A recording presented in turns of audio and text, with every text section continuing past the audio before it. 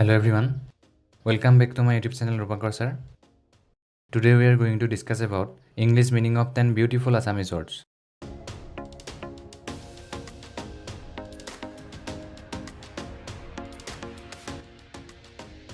Kiran, that means light.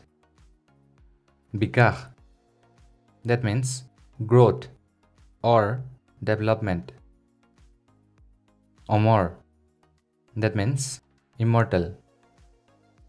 Bijoy, that means victory.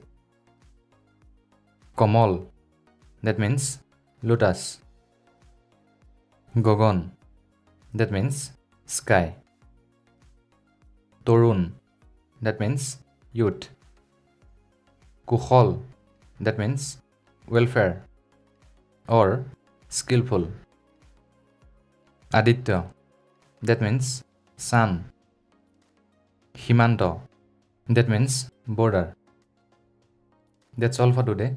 Let me know how you like this video by commenting and subscribe to our channel and press the bell icon. Thank you.